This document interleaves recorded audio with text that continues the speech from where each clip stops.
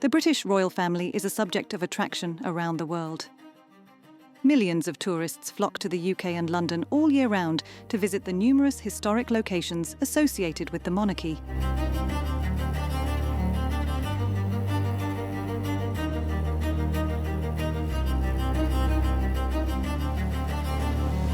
Their lives are consistently on display in the media, covered and speculated by national newspapers, and dramatised in TV adaptations like Netflix's The Crown.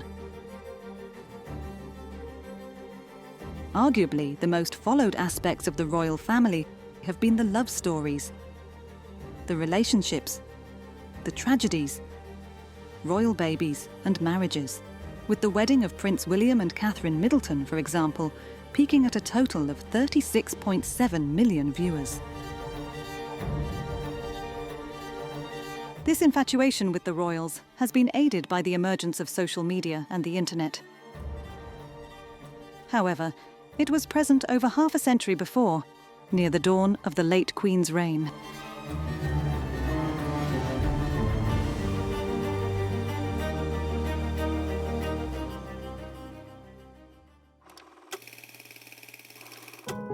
The story of King George VI and Queen Elizabeth, the Queen Mother, is a tale of love and duty.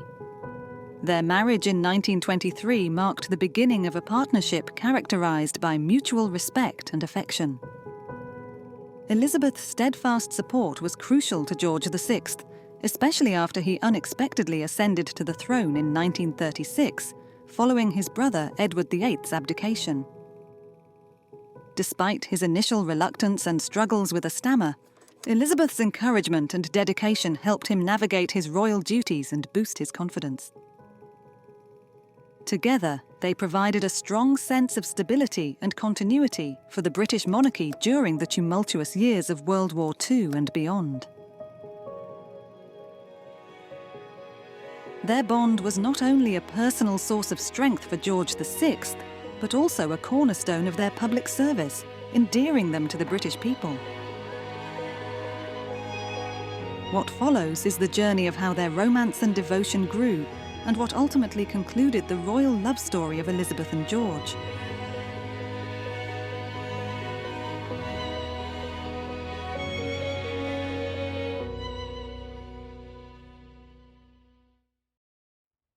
Prince Albert was born in the winter of 1895, the second eldest son to King George V and Mary of Teck.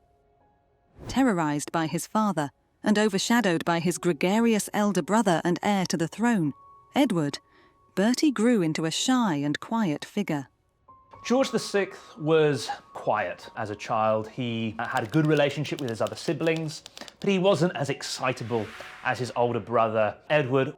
Albert was a more withdrawn figure, closer to his father than his other brothers, and in keeping with his father's interests, he enjoyed the quiet life away in the countryside, out of the public eye. Illnesses and a lack of confidence plagued Bertie's childhood. The young prince suffered the indignity of wearing leg braces to correct his knock knees, and at the age of 8, he began to develop a stammer, an ailment which would haunt him for most of his life.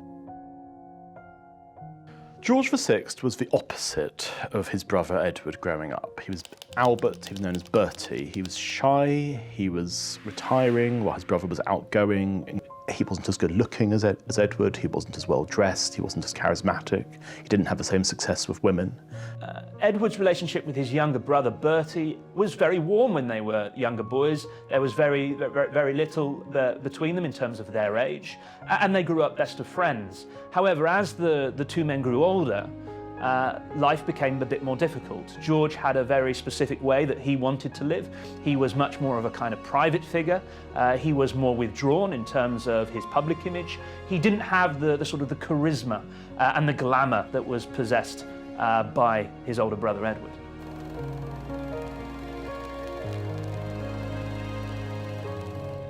He didn't have a great deal of confidence. And the reason why he didn't have a great deal of confidence was because he had a stammer. Now, psychologists have sought to try and explain the stammer in relation to the fraught relationship that the royal children had with the king, with their father, George V, growing up. The young Bertie growing up had been almost terrified by his father and the expectations that his father had imposed on him.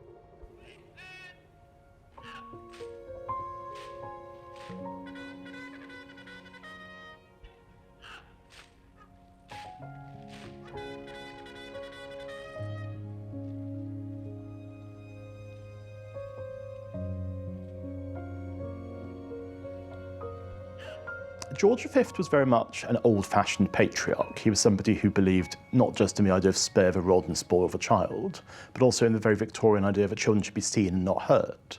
So of his 4 sons, the 2 eldest, later Edward VIII and George VI, had a very difficult relationship with him because he was this cold figure and his wife Mary was cold as well. And it's very much a sense that everyone was brought up in a way to understand duty, and the idea of duty as the central tenet of what you were suspected to do as a royal prince was something that he laboured home intensively. As a young man, Albert attended the Royal Naval College at Dartmouth, and at the outbreak of the First World War in 1914, he was dispatched with the Collingwood and was present at the Great Naval Battle of Jutland in the summer of 1916. With this, Prince Albert became the first member of the royal family to serve on the front lines of war in over 200 years, an accolade which would be admired greatly during his reign. He served in World War I. He was somebody who was the first member of his own family to have done so, to have served on active service.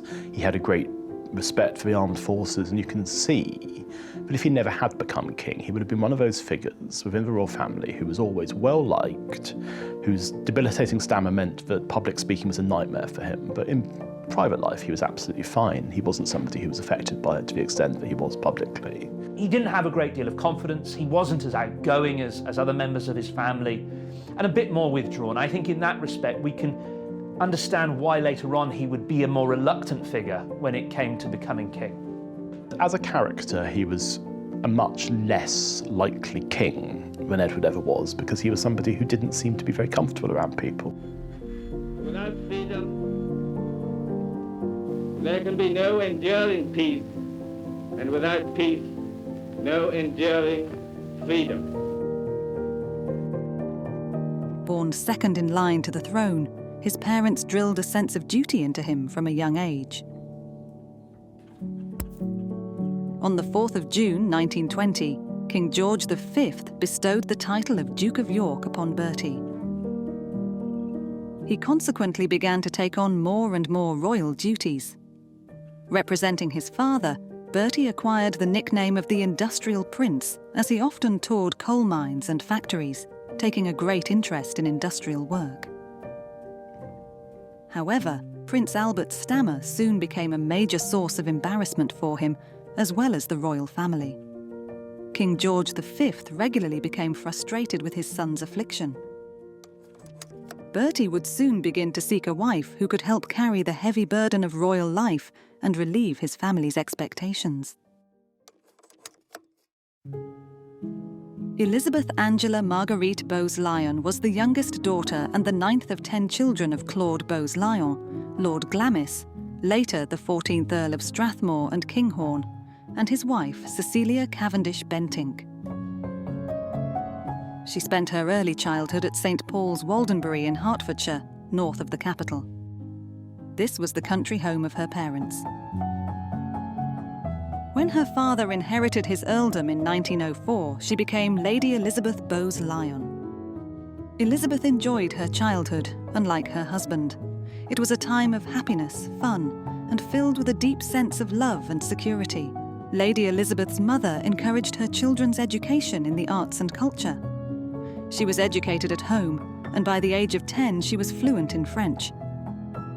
When the First World War started, coincidentally on her 14th birthday, Glamis Castle became a hospital. Although Lady Elizabeth was too young to work as a nurse, she did assist with welfare work with the patients.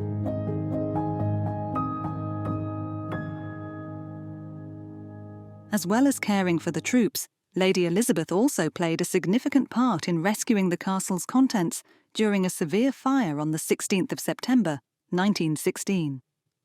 2 soldiers discovered a fire in a room under the castle roof. As they ran to raise the alarm, the first person they came across was Lady Elizabeth, who kept calm and immediately telephoned both the local and Dundee fire brigades. She then marshalled everyone to fight the fire and organised a chain to bring buckets of water from the river. Later, with the fire raging above them, she organised the removal of the valuables out onto the lawn. One of the soldiers she treated wrote in her autograph book that she should be hung, drawn and quartered. Hung in diamonds, drawn in a coach and quartered in the best house in the land. She fulfilled her mother's maxim, that duty is the rent you pay for life. Lady Elizabeth was not particularly fashionable or a great beauty, yet men adored her. She was a petite, dark-haired and blue-eyed debutante, elegant with a beautiful smile.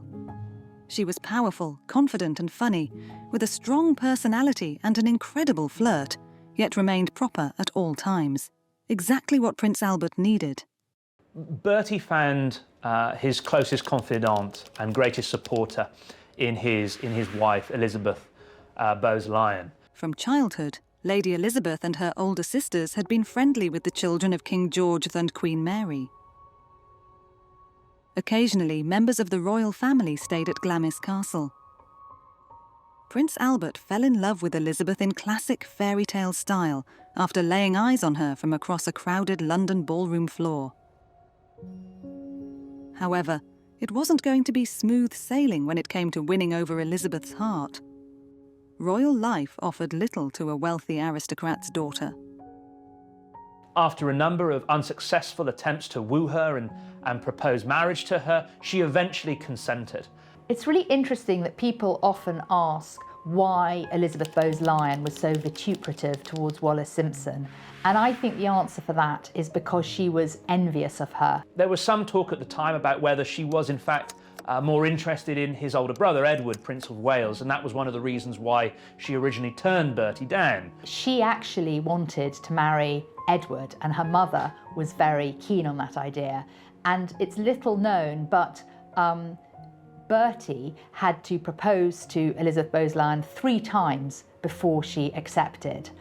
So there's the sense that she married the lesser man. Of course, he became the greater man and he became king, but she can't have known that when she married. Elizabeth reportedly said to a friend that it was my duty to marry Bertie and I fell in love with him afterwards. Despite their different personalities, the couple shared so much.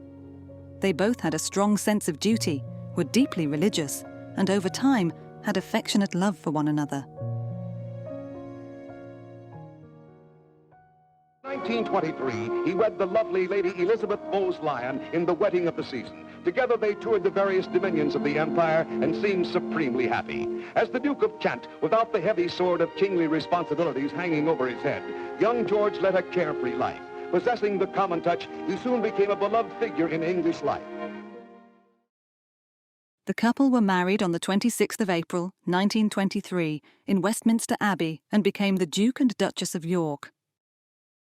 It's said that Elizabeth lightened the whole royal family with her radiant smile and warm sense of humour. George V was described as always in a good temper whenever Elizabeth was around.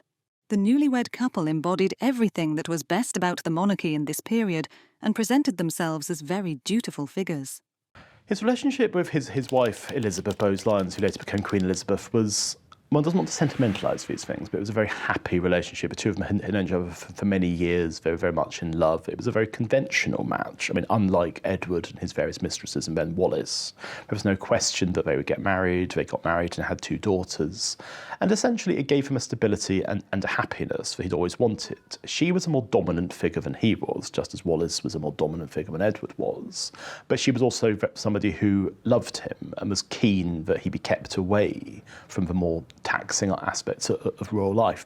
Nevertheless, she would get married to Bertie. They would become the Duke and Duchess of York, and really they embodied everything that was best about the monarchy in this period, in that they presented themselves as very dutiful figures. They went out into public life.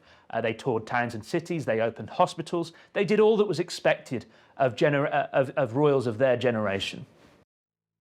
They went on to have 2 children, Princess Elizabeth, born on the 21st of April 1926 at the Strathmore's London home, 17 Bruton Street, and Princess Margaret, born on the 21st of August 1930 at Glamis Castle. I mean, it's incredibly lovely, the relationship between Bertie, Elizabeth, and the two daughters, Elizabeth and Margaret, us four. They were a wonderfully tight unit. And I think that the Queen Mother and Bertie were, you know, as good as parents as they could be given their constraints.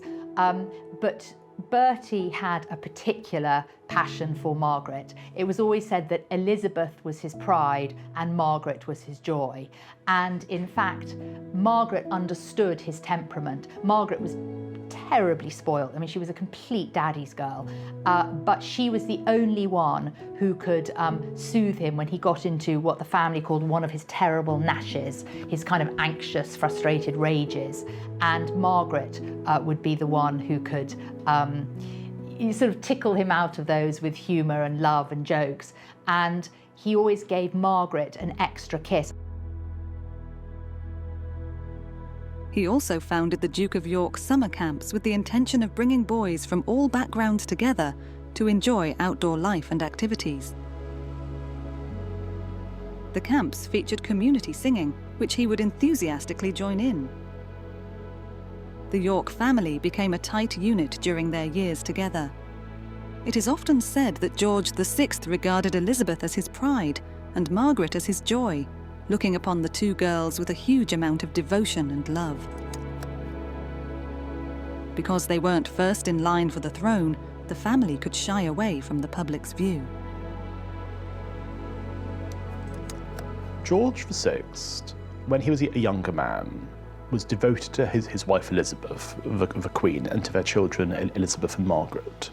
He was not somebody who was seeking the limelight. He was not somebody who wanted to have his name up in lights. He was somebody who would have much preferred a quiet, simple family life.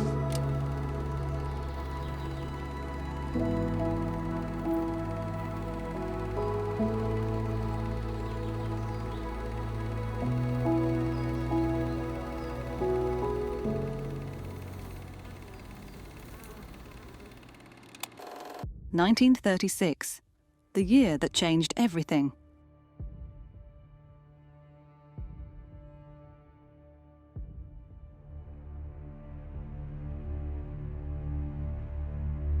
On the 20th of January, King George V died suddenly at home in Sandringham House.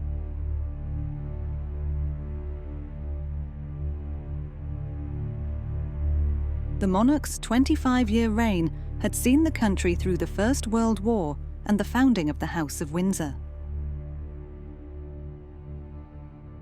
However, with George V's last breath came chaos and instability.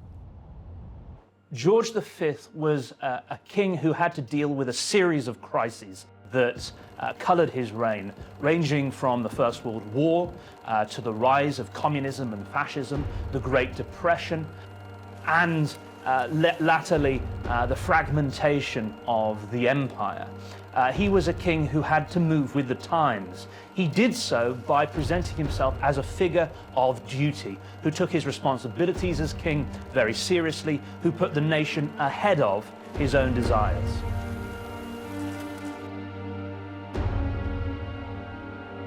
King Edward VIII ascended to the throne upon the death of his father. Though the young and fashionable king was much loved by the public, both palace and parliament were in agreement that he was not well suited to the job.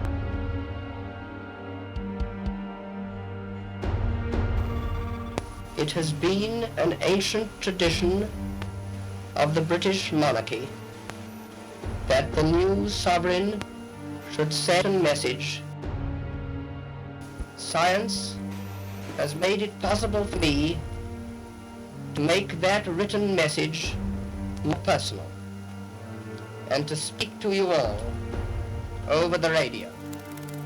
Feel that his death is not only an overwhelming grief to my mother and to us, his children, but that it is at the same time also a personal loss to you all. the vast crowd's speech to say that he reigned in the hearts of his people. It now falls upon me to succeed him and to carry on his work.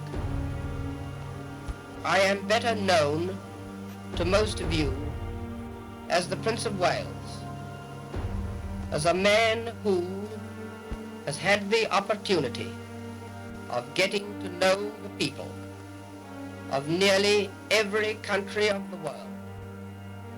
And although I now speak to you as the King, I am still that same man whose constant effort it will be to continue to promote the well-being of his fellow men.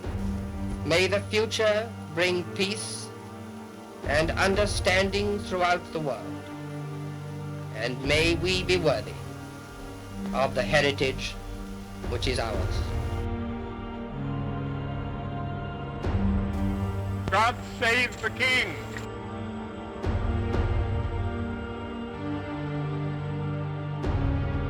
Well, when his father died, he greeted his father's death with absolute hysteria, and he was throwing things around and shouting and unable to respond to it.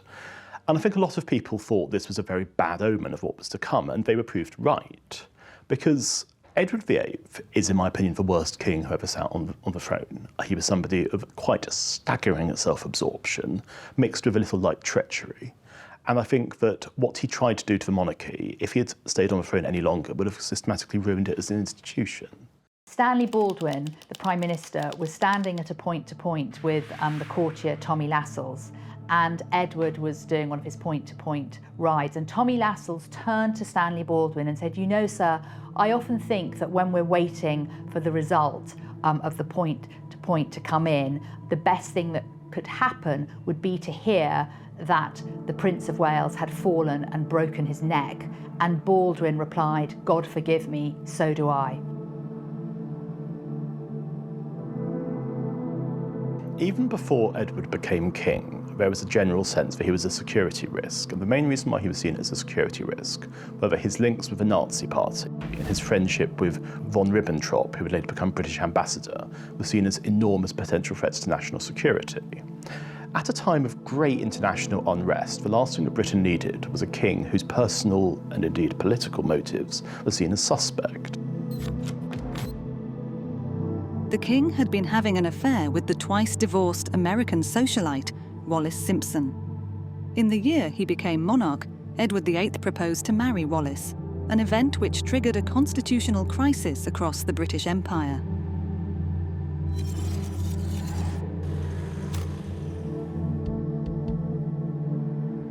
When it became clear that Edward was thinking about abdicating the throne in order to marry Wallis Simpson, there was an enormously mixed reaction. You could essentially summarise it like this. The middle classes were horrified and disgusted because they saw the king having this relationship with a married woman, indeed a divorced woman, something that was completely unacceptable. The working classes didn't think anything of this. They thought it was absolutely fair enough, that they loved the king, they wanted him to be happy, and they were very, very keen that he remain on the throne. Edward made a speech immediately after he abdicated to the British people via the BBC radio airwaves.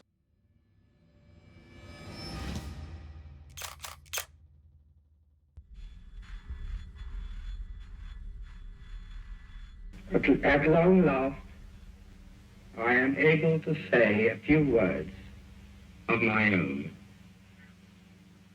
I have never wanted to withhold anything, but until now, it has not been constitutionally possible for me to speak. But you must believe me when I tell you that I have found it impossible to carry the heavy burden of responsibility and to discharge my duties as king as I would wish to do, without the help and support of the woman I love. And now we all have the new king. I wish him and you, his people, happiness and prosperity with all my heart. God bless you all. God save the King.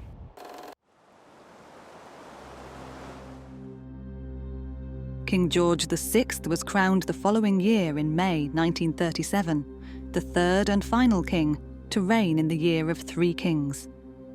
The shy Bertie was thrust to the forefront of the royal family, and with him, his wife became queen, and his 2 young daughters, Elizabeth and Margaret, became next in line to the throne. The Four's cosy family life changed dramatically from that moment onwards. Royal duty and devotion to the monarchy instead took precedence. We know that Bertie, as Edward's younger brother, was very anxious about becoming king. He wasn't a public figure on the same level as his brother had been. He wasn't very good in front of the cameras. He struggled to make speeches.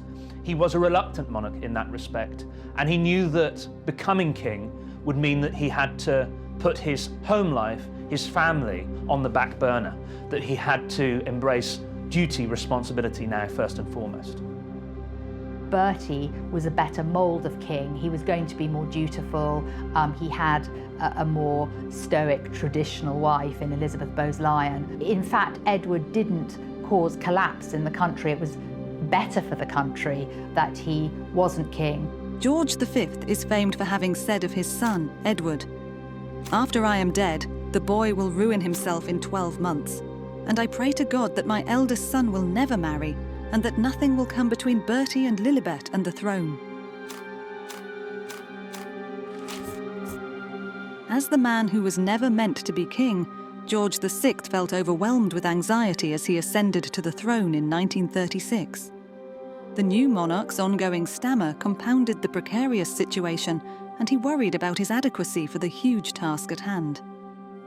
In 1914, the call came, and the trial was made. But with Elizabeth by his side, he had a constant source of strength and support throughout his reign. I think that she was very good for him because he was nervous and anxious, and she was quite literally the power behind the throne. Before the coronation, the Duke of York had stood out in his ordinariness, his wife friendly but dowdy. Following the coronation, all of that was to change. The new royal family was hurled into a hectic schedule, taking them to every corner of the British Dominion. With time, King George VI began to overcome his shyness, and he grew in confidence due to the ongoing support from Queen Elizabeth. The memorial seems to me finally conceived and finally executed. It is fortunate also in the position it occupies. Standing as it does against the background of the castle, reminding us of the long and continuous history. Queen and the princesses come out to welcome their guests in Windsor Great Park. And for almost the last time before they again disperse to the ends of the earth, the Dominion and colonial representatives who have attended the coronation take part in a royal ceremony. And of all the brilliant gatherings of the past few months, probably the memory of this one will outlast all the others. For led by His Majesty, each of the distinguished guests is to plant an oak tree, one for every component part of the empire. And henceforth this spot in Windsor Great Park is to be called Coronation Grove.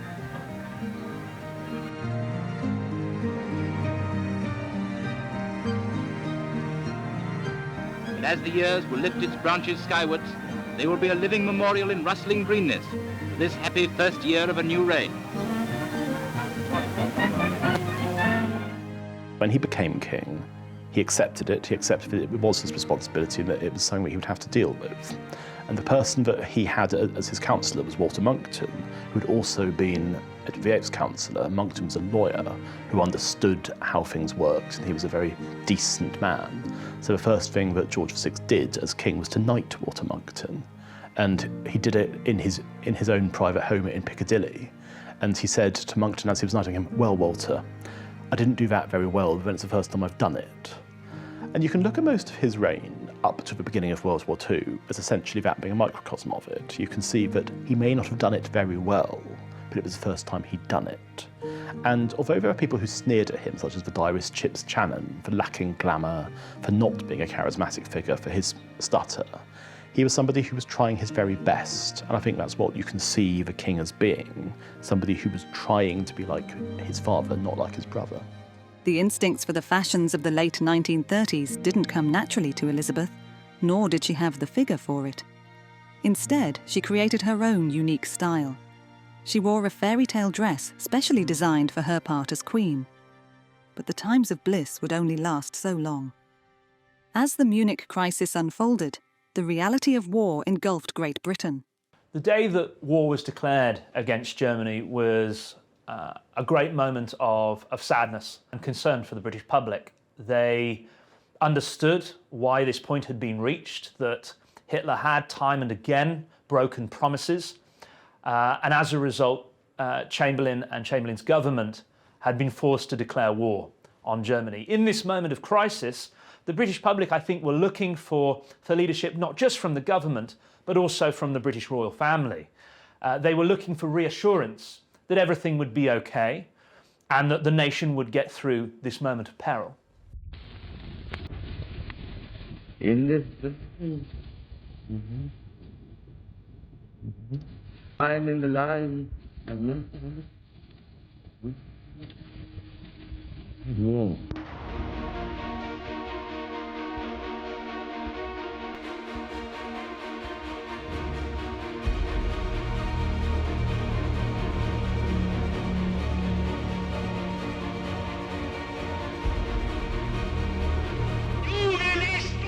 Verschrieben und verfallen mit neuem.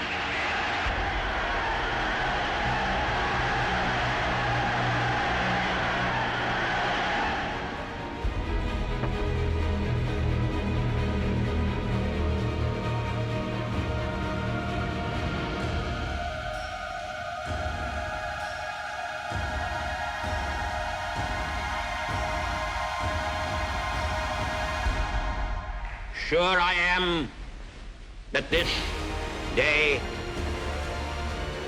now, we are the masters of our fate. We shall defend our island, whatever the cost may be. We shall fight on beaches, landing grounds, in fields, in streets, and on the hills. We shall never surrender.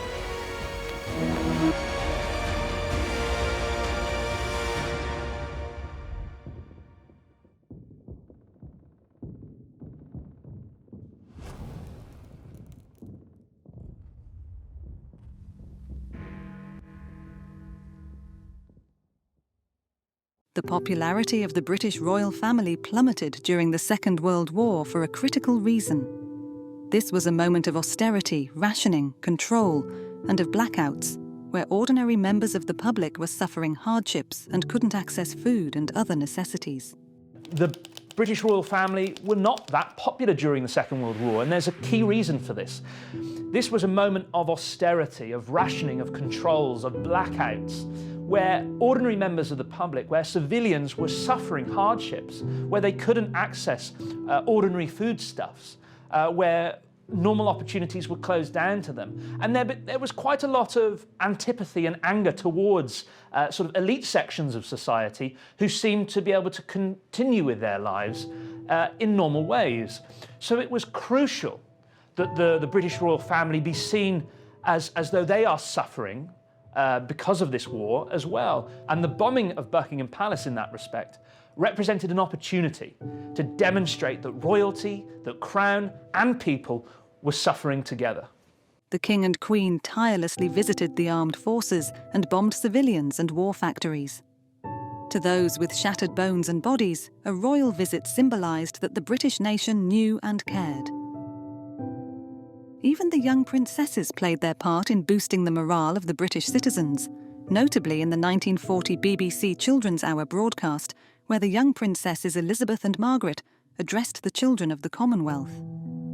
This was Elizabeth's first public speech, something she would have to get used to as she would soon have to address the nation and the world as Queen. We know, every one of us, that in the end all will be well, for God will care for us and give us victory and peace. And when peace comes, remember, it will be for us, the children of today, to make the world of tomorrow a better and happier place. My sister is by my side, and we are both going to say good night to you. Come on, Margaret. Good night, children. Good night, and good luck to you all. On the 13th of September 1940, shortly after Germany's bombing campaign on the towns and cities of Britain, 5 high-explosive bombs were dropped on Buckingham Palace. The Royal Chapel, Inner Quadrangle and Palace gates were hit, and several workers were injured. Rather than flee the city under attack, King George VI and his wife, Queen Elizabeth, remained at Buckingham Palace in solidarity with those living through the Blitz. This was a highly symbolic decision and received much attention in the press. Queen Elizabeth said, "I am glad we have been bombed. It makes me feel I can look the East End in the face." Hitler even referred to the Queen Mother as the most dangerous woman in Europe, as he watched her and King George VI hold out in Buckingham Palace despite bombs raining down on London. Buckingham Palace was bombed on several occasions in World War II. The most spectacular one came relatively early in the war, when bombs landed sufficiently close to George VI and to Queen Elizabeth and to their Private Secretary Alec Harding, but if it hadn't been for a couple of minor bits of chance, they almost certainly would have been killed. And it's very interesting to see this, because whoever bombed Buckingham Palace knew exactly what they were doing. They knew exactly which parts of the palace the King and Queen would have been in. They knew exactly where to hit it. So there was clearly somebody working off some kind of intelligence, which was not intelligence that the general public would have had, and it's certainly not intelligence that Nazi Germany would have had. And the question that you have to ask is, how would you have got that intelligence were it not for the fact there was somebody who was at loose, who would have been able to tell people exactly, if you wanted to bomb Buckingham Palace and kill my family, this is how you do it.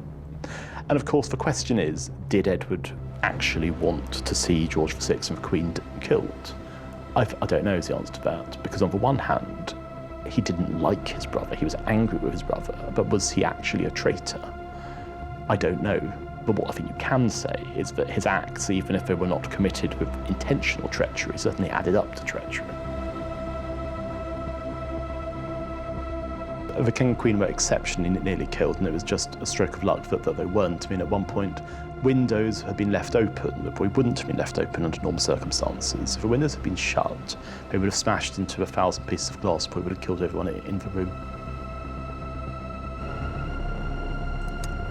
After the palace was bombed, they're both absolutely terrified. The king wrote in his diary that he couldn't quite believe what had happened and that he was very lucky to have escaped. But days later, he's still writing, "I look outside, I can't forget seeing the bomb."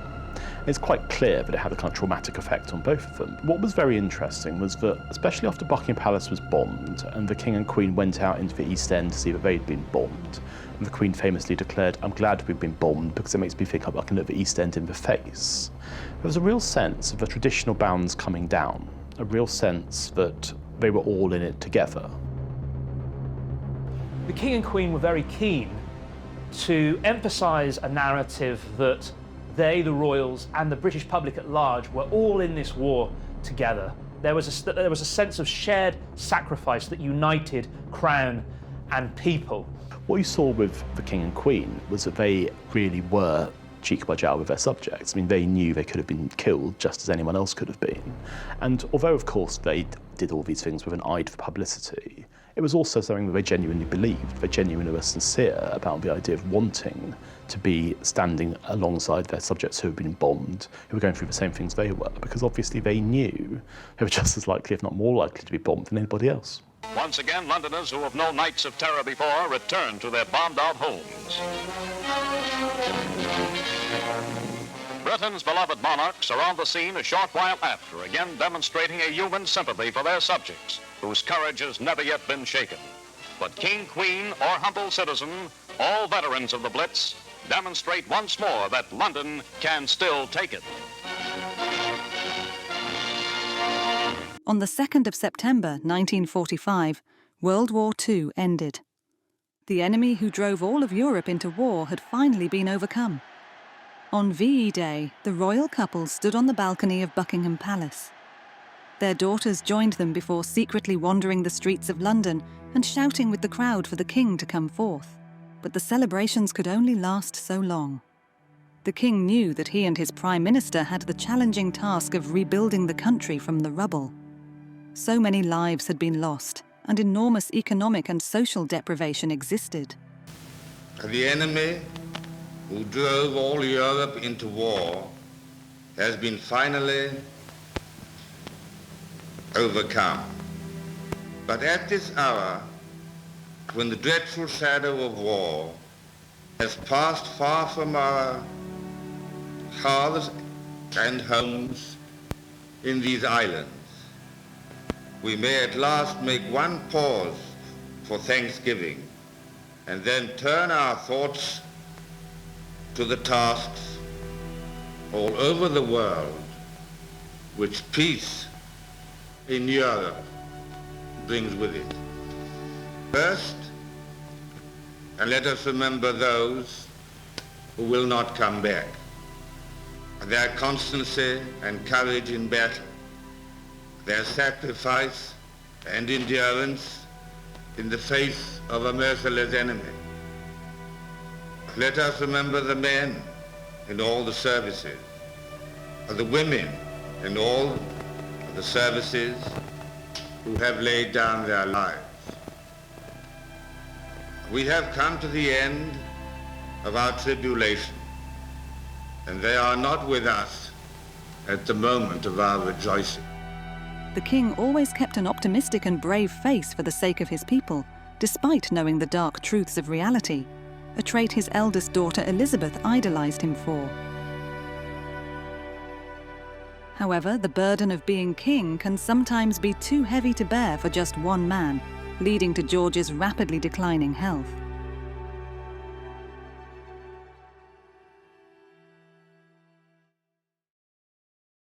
The King and Queen appear for a great reception, with Princess Elizabeth, now 19, and Princess Margaret Rose, now 15 years old. Today, Britain, emerging from the war with a proud sense of duty well done, faces the grave problems of peace.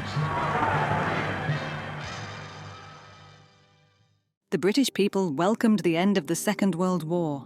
Fathers, brothers and sons could come home again.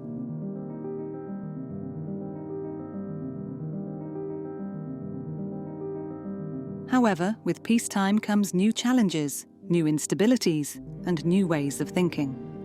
The British Empire crumbled away, and the role of the British monarch began to change.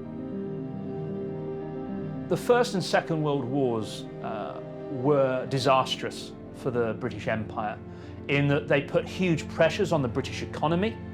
It's also the case that during the Second World War, many men come from the colonies to fight on behalf of the motherland, to fight on behalf of Britain against the forces of fascism. They believe they're fighting for democracy, for the ideals of independence and freedom. And yet, after the war is won, they return to their homes in the colonies and they still don't have their own freedom and independence. And there's something of a contradiction there, which really spurs on these independence movements in their drive for full independence. In the aftermath of the Second World War, the British Empire rapidly transitioned into the modern Commonwealth of Nations. A key moment of change involving the King is with the London Declaration of 1949, where he is given the title Head of the Commonwealth.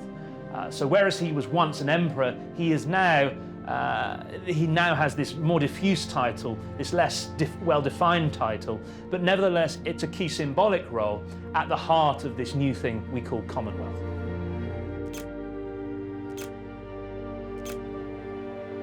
With Queen Elizabeth by his side, George VI became the first monarch to hold the title Head of the Commonwealth. He endeavoured to unify the member nations, promote equality across the former British colonies, and leave a lasting legacy for his heir.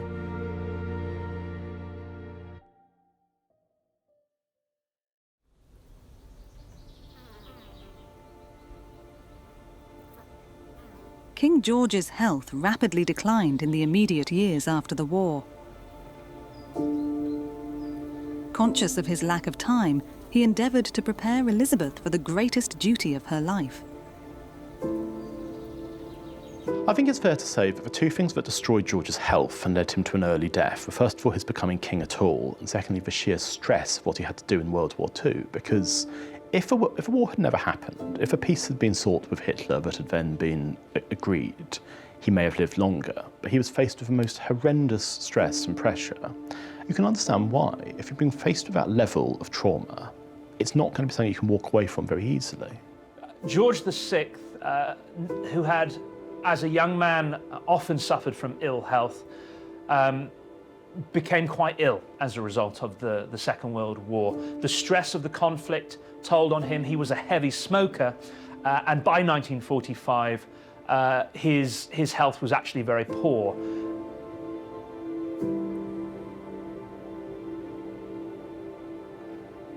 George knew that he was very ill towards the end of his life. He knew that he was a committed cigarette smoker. He was somebody who'd always drunk quite heavily as well. He was somebody who knew that his health was not great. But on the other hand, he was being told by his doctors that operations that he'd had were successful. I mean, he had a large portion of his lung removed, that he was going to be okay. So the fact that he was dying was kept from him, but it was also commonly known within the wider echelons of the courtiers that he didn't have all that long, and that Elizabeth was likely to become queen far before anyone could have reasonably expected. I declare before you all that my whole life, whether it be long or short, shall be devoted to your service and to the service of our great imperial family to which we all belong. But I shall not have strength to carry out this resolution alone unless you join in it with me. On the 20th of November 1947, George VI's heir and firstborn daughter married Prince Philip Mountbatten of Greece and Denmark.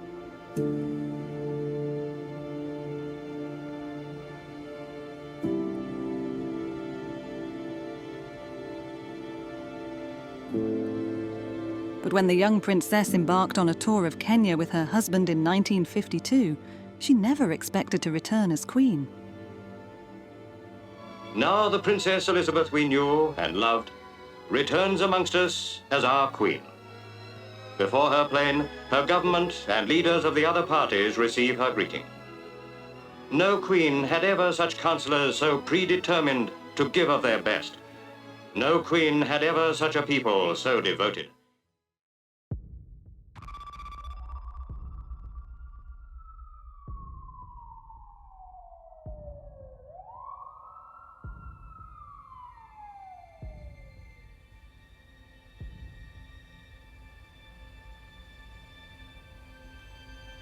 King George VI passed away in his sleep at the Sandringham estate on the 6th of February 1952, only 7 years after the largest conflict in history had drawn to a close. His sudden death broke hearts everywhere, and the nation mourned its beloved king. For the Queen, his daughter, the widowed Queen, his wife, as George VI returns to his sorrowing capital. And with it, on the oak coffin, is the white wreath of his widow. George's passing was a profound loss for his wife, Elizabeth. At the age of 51, she was devastated by the passing of her great love and partner.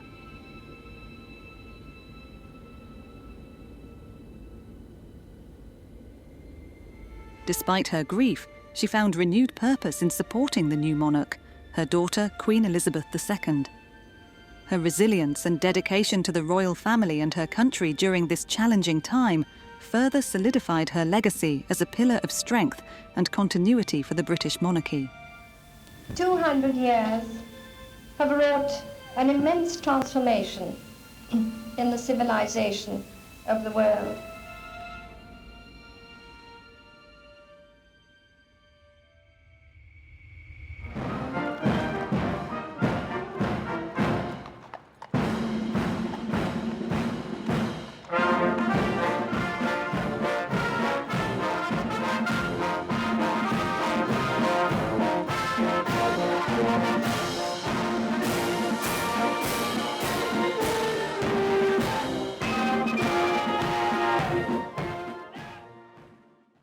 Elizabeth lived on for more than half a century. She continued to raise her daughters with the same values that George had ruled with.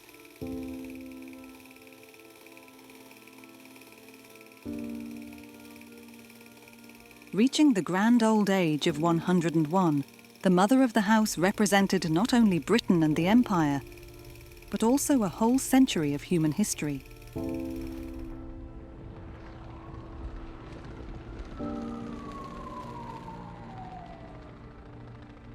On her death, people talked of the end of an era, of things never being the same again, of Britain changing forever. The Union flag at Windsor was flying at half-mast. Later, people began arriving there in a steady stream to lay flowers and leave their own messages of tribute to the woman who had become the supreme symbol of the 20th century and part of the fabric of this nation and the Commonwealth. Though their life together was cut short, Elizabeth's love for George never faded. They remain one of the most significant royal couples in British history, whose partnership was crucial in preventing the collapse of the monarchy and maintaining stability and hope across the nation.